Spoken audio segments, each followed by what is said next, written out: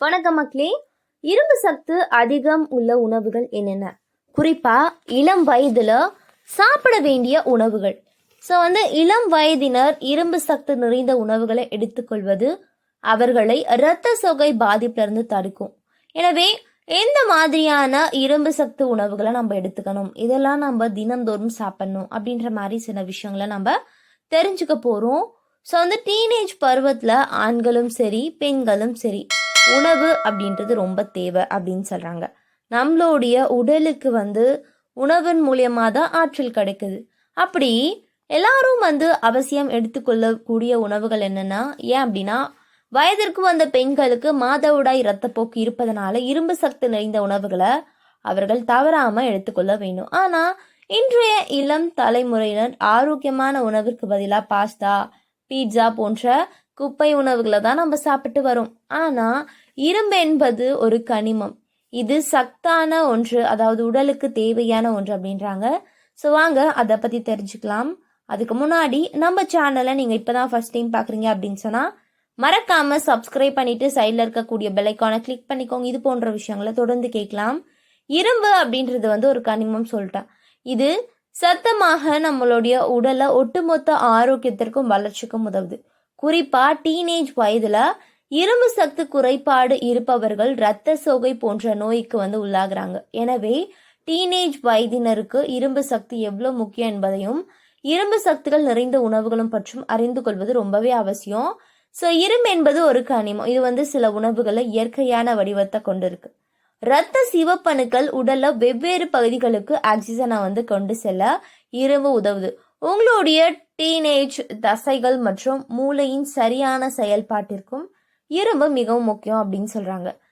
இரும்பு சத்து நிறைந்த உணவை உட்கொள்ளாமல் இருப்பது உங்களுடைய இளம் வயதுல குழந்தைகளுக்கு இரும்பு சத்து குறைபாட்டிற்கு வழிவகுக்கும். இது பருவமடைதல் போன்ற பல்வேறு ஒரு பிரச்சனைகளையும் கொண்டு வரும் அப்படின்னு சொல்றாங்க.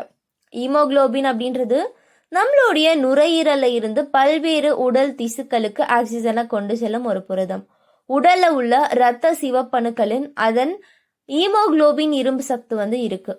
இரத்தத்தின் வழியாக ஆக்சிஜனை எடுத்து செல்ல ஹீமோகுளோபினுக்கு இரும்பு சத்தும் அதற்கு வலிமை அளிக்குது அப்படின்றாங்க. எனவே இரும்பு சத்து குறைபாடு இருக்கும்போது அவர்களின் உடல்ல போதுமான ஹீமோகுளோபின் தயாரிக்க முடியாது. இது இரத்த சிவப்பணுக்கள் குறைந்து இருப்பதை குறிக்குது அப்படின்னு சொல்றாங்க. கீரை, பச்சை மிளகாய், பிராகோலி, உருளைக்கிழங்கு போன்ற காய்கறிகளை எடுத்துக்கொள்வது நல்லது. பயிர் வகைகளில் பார்த்தீங்கன்னா பீன்ஸு, டோஃபு, லிமா இது மாதிரி நிறைய விஷயங்கள்லாம் நம்ம எடுத்துக்கலாம். மாட்டு இறைச்சி, சிக்கன், கல்லீரல் மற்றும் டர்க்கி போன்ற மீன்களை நீங்கள் எடுத்துக்கொள்ளலாம். அப்புறம் சால்மன், டூனா இது மாதிரியான விஷயங்கள், சிப்பிகள் இது மாதிரி நிறைய எடுத்துக்கலாங்க. நிறையவே இருக்கு நம்மளுடைய உடலுக்கு ஹீமோகுளோபினை அதிகரிக்க. அதே சமயம் இரும்பு உறிஞ்சுதலை தடுக்கக்கூடிய உணவுகள், தேநீர் மற்றும் காஃபி போன்ற பானங்களை இளம் வயதினர் தவிர்க்க வேண்டும். ஏன் அப்படின்னா இது இரும்பு சத்து உறிஞ்சலை தடுக்குது அப்படின்னு சொல்றாங்க. தெரிஞ்சுக்கோங்க இரும்பு சத்துக்கு எந்த மாதிரியான விஷயங்கள்லாம் நம்ம எடுத்துக்கணும் அப்படின்னு சொல்லிட்டு. நிறைய காய்கறிகள், பழங்கள் தினந்தோறும் கூட நம்ம எடுத்துக்கலாம். அது மாதிரி நிறைய இருக்கு. அதனால ஹீமோகுளோபினுடைய எண்ணிக்கை அதிகரிக்க இதெல்லாம் ரொம்பவே முக்கியம் அப்படின்னு சொல்றாங்க. இரும்பு சத்து நம்மளுடைய உடலுக்கு பல விஷயங்களை செய்யுது அப்படின்னு சொல்லிட்டேன். இரும்பு சத்து அப்படின்னாவே உங்களுக்கு ஞாபகம் வரும் பேரிச்சம்பழம். இந்த பேரிச்சம்பழத்துல உடலுக்கு தேவையான நிறைய ஊட்ட சத்துக்கள், இரும்பு சத்துக்கள்லாம் காணப்படுது. அதனால் தினமும் ஒரு 4 பேரிச்சம்பழங்களை நம்ம எடுத்துக்கலாம். அடுத்த விஷயம் காளான். காளான்ல அதிக அளவு இரும்பு சக்தி இருக்கு. குறிப்பா சிப்பி காளான்கள்ல 2 மடங்கு இரும்பு செறிவு இருக்கு. எனவே இரும்பு சத்து குறைபாட்டை ஏற்படக்கூடிய சோர்வு, வாந்தி, தலைவலி போன்றவற்றை குறைக்குது. காளான்கள்ல அதிக அளவு ஆன்டி ஆக்சிடென்ட் இருக்கு. இது உடல்ல எதிர்மறையான தீவிர வியாதிகளை பார்த்தீங்கன்னா அகற்ற நம்ம தினம்தோறும் பயன்படுத்திக்கலாம் அப்படின்னு சொல்றாங்க. அதுக்கப்புறம் பச்சை இலை காய்கறிகள்ல ஒன்றான காலிஃப்ளவர் இலைகள் எப்போதுமே பார்த்தீங்கன்னா நம்ம தினம்தோறுமே எடுத்துக்கலாம். இது பெரும்பாலும் நம்ம சாப்பிடும்போது, அதாவது வேக வைத்து சாப்பிடும்போது ரொம்பவே நல்லது அப்படின்னு சொல்றாங்க.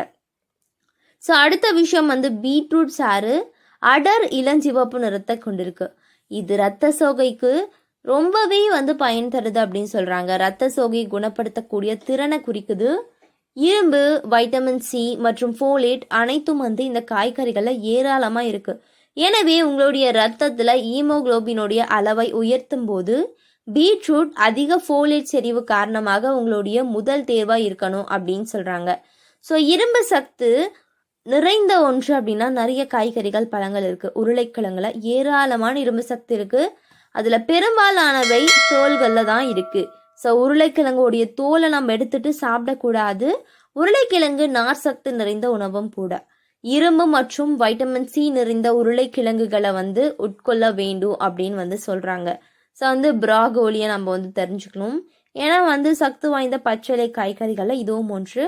ப்ராகோலி இரும்பு சத்து நிறைந்த உணவுகளுடைய பட்டியலில் ஒரு பகுதியாக இருக்கும் அப்படின்ற ஒன்று அப்படின்னு சொல்கிறாங்க.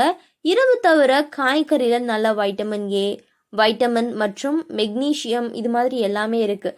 இதில் ஜீரணிக்கக்கூடிய கார்போஹைட்ரேட் குறைவாக இருக்குது, ஆனால் அதிக நார் சத்து உள்ளது. இதனால் செரிமான ஆரோக்கியத்தை ஆதரிக்கிறது மற்றும் பல்வேறு நோய்களுடைய அபாயத்தையும் வந்து குறைக்கிறது அப்படின்னு சொல்கிறாங்க. அடுத்த விஷயம் கீரைகள். கீரையில் நிறைய ஆரோக்கிய நன்மைகள் இருந்தாலும் கலோரிகள் குறைவாகவும் உள்ளது. கீரையில் வைட்டமின் சி ஏராளமாக இருக்குது மற்றும் பலவீனமாக உறிஞ்சப்படும் ஹீம் அல்லாத இரும்பு அடங்கும் அப்படின்னு சொல்கிறாங்க. ஸோ வைட்டமின் சி வந்து இரும்பு உறிஞ்சுதலை மேம்படுத்துவதனால இது பொருத்தமானது. நீங்கள் வந்து உங்களுடைய ஈமோகுளோபினை அதிகரிக்க விரும்பினால் கீரையில் அதிக இரும்பு செறிவு இருக்குது மற்றும் உணவில் வழக்கமான ஒரு அங்கமாக இருக்குது அப்படின்றாங்க. கீரையில் கரோட்டினாய்டுகள், ஆன்டி ஆக்சிடென்ட்கள் அதிகமாக இருக்குது. அவை வீக்கத்தை குறைக்கும், புற்றுநோயுடைய அபாயத்தையும் வந்து குறைக்கும் மற்றும் உங்களுடைய கண்களை நோயிலிருந்து பாதுகாத்துக்கும் அப்படின்னு சொல்கிறாங்க. ஸோ சைவ உணவு உண்பவர்கள் நம்ம என்ன பண்ணணும், நிறைய வந்து புரோட்டீன்ஸ் நிறைந்த உணவுகளாக எடுத்துக்கணும். ஸோ சைவ உணவு சாப்பிட்றவங்களுக்கு சிறந்த ஒரு இரும்பு சத்து நிறைந்த உணவுகளை ஒன்று சோயாபீன்ஸ் ஒன்று அப்படின்றாங்க. சோயாபீன் உணவு இரும்பு சத்து குறைபாடு பிரச்சனைகளை தடுத்து நம்மளுடைய உடலுக்கு ஆற்றையும் செறிவையும் வந்து தருது அப்படின்னு சொல்கிறாங்க. ஸோ வந்து நமக்கு இந்த மாதிரியான பிரச்சனைகள்லாம் வந்து வரும், தலை சுற்றல், மயக்கம் இது மாதிரி அடிக்கடி வருதுன்னா இரும்பு சத்து குறைபாடு இருக்குது, ரத்தம் உடம்புல இல்லவே இல்லைன்னு தான் அர்த்தம். ஸோ வந்து கூடுதலாக இது உங்களுடைய உடலுக்கு ஆற்றல் மற்றும் உடல் செயல்பாடுகளை ஆதரிக்கிறது அப்படின்னு சொல்கிறாங்க. சோயா பீன்களில் புரதம் மற்றும் இரும்பு சத்து நிறைந்திருக்கு மற்றும் மெலிந்த தசைகளை திறம்பட வளர்க்க உதவுது. இது உங்களுடைய உடல் அமைப்பை குறைக்கும் மற்றும் மெலிதான உடல், அதுக்கப்புறம் மெலிதான முடி, நகங்கள் இதெல்லாம் வந்து அதிகரிக்கும் அப்படின்னு சொல்கிறாங்க. ஸோ நிறைய விஷயங்கள் இருக்குது. ஈமோகுளோபின் கம்மியாக இருந்துச்சு, இரும்பு சத்து கம்மியாக இருந்துச்சுன்னா கூட நம்மளுடைய உடலில் நோய்கள் ஏற்பட வாய்ப்பு இருக்குது. ஸோ அதுக்கு வந்து காரணமாகாமல் ஆரோக்கியமான உணவுகள், ஆரோக்கியமான விஷயங்களை எடுத்துக்கோங்க. இது போன்ற தகவல்கள், ஆரோக்கியமான